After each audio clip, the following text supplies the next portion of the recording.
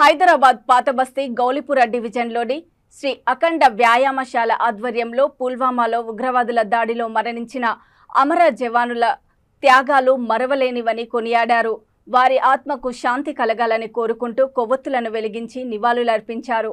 ఈ సందర్భంగా చక్రవర్తి మాట్లాడుతూ 2019 ఫిబ్రవరి 14 భారతదేశ చరిత్రలో మాయని మచ్చ అని అన్నారు. ఈ ఉగ్రవాద దాడిలో 40 మంది దేశ సిఆర్పిఎఫ్ సిబ్బంది మృతి చెందారని గుర్తు చేశారు.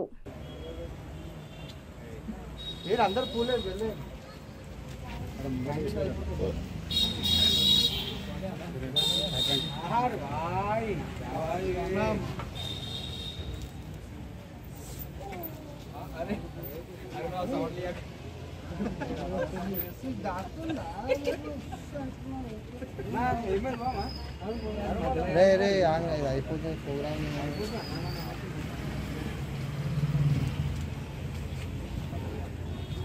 वीर जवान अमर रहे, अमर रहे, अमर रहे, वीर जवान अमर रहे, अमर रहे, अमर रहे, वीर जवान अमर रहे. ఏం రాదు క్యాంటీన్ కాలేదు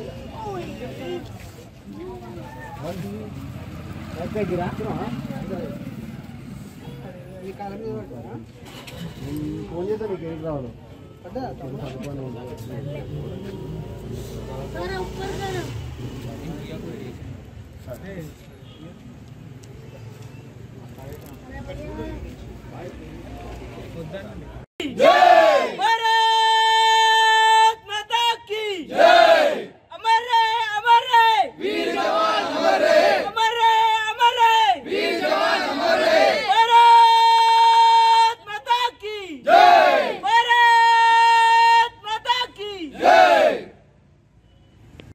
నమస్కారం.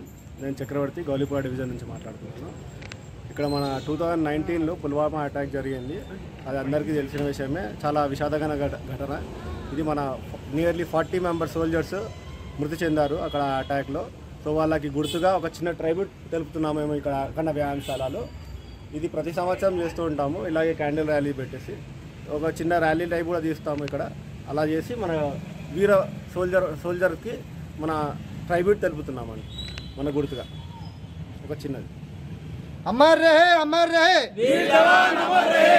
देश के गद्दारों को गोली मारो सालों को, देश के गद्दारों को गोली मारो सालों को, देश के गद्दारों को गोली मारो सालों को.